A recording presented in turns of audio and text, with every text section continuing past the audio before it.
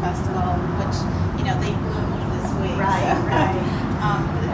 But it's all good. It was really fun. So, have any of you been here before? I have just rolled there. You have? Yeah, wasn't that old? Just one Yeah. building.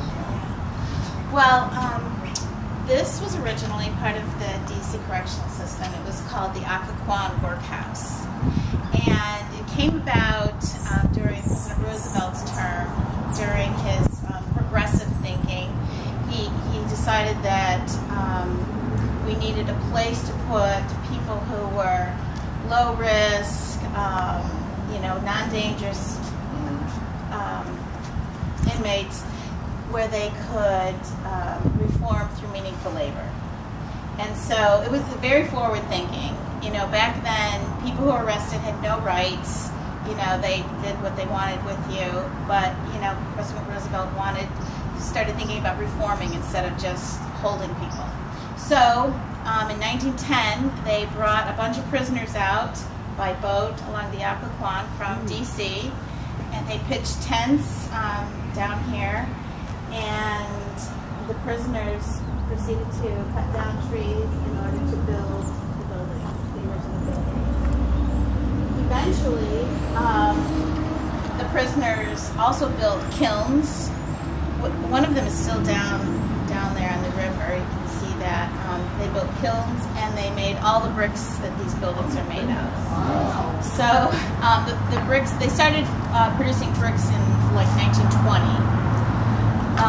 So literally everything you see here, the prisoners built.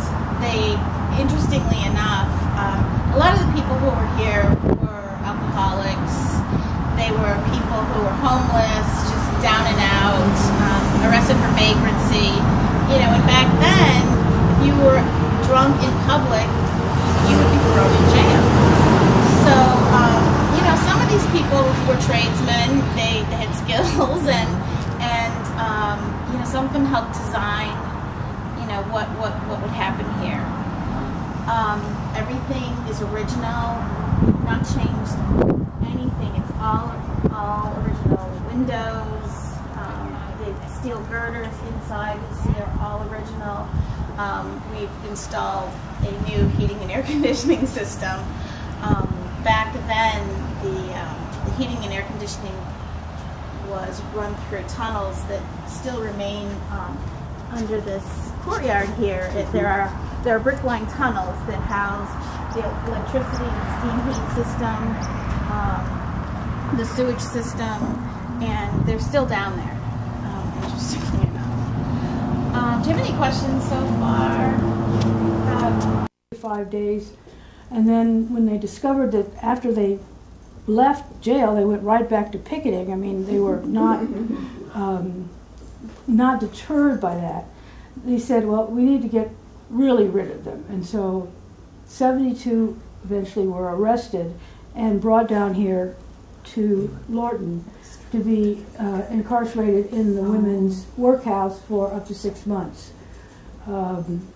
Their habeas corpus rights were denied because their lawyers were not told where they were. Their families did not know where they were. The superintendent actually got Marines from Quantico to circle the women's workhouse to keep people out, not to keep prisoners in, but to keep people out. They were treated abominably and were demeaned and embarrassed and fed terrible food and forced to do awful things and denied, as I say, access to lawyers. They slept in beds where the sheets hadn't been changed since the last 4 prisoners had been there. At first, they gave them no writing paper, no pencils. They couldn't talk to each other. They were not allowed to speak to each other. Some of them went on hunger strikes, and that's what you see portrayed over here. The books that were written afterward by the people who went through this talk about how horrible it was. The tube went up the nose, down to the stomach. Milk and raw eggs were poured directly into your stomach. And the reason it was done is they didn't want them to die and become martyrs. No one did die out here. None of the women were that bad, but when finally a message was smuggled out by one of the female wardens, and the word got out of where they were, and the lawyers started coming down, they finally were able to get the federal judge in Northern District of Virginia involved in the process, and he ordered that all the women be brought to the courthouse in Alexandria. This again, late 1917.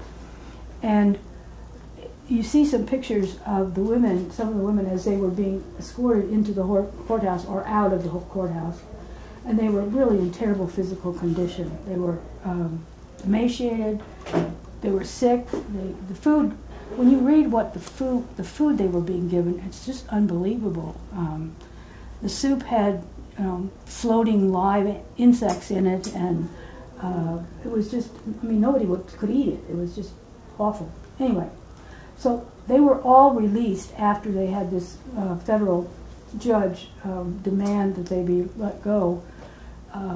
And then some of them went on a train, which they called the prison special, to give speeches and talks in those states that hadn't allowed women the right to vote.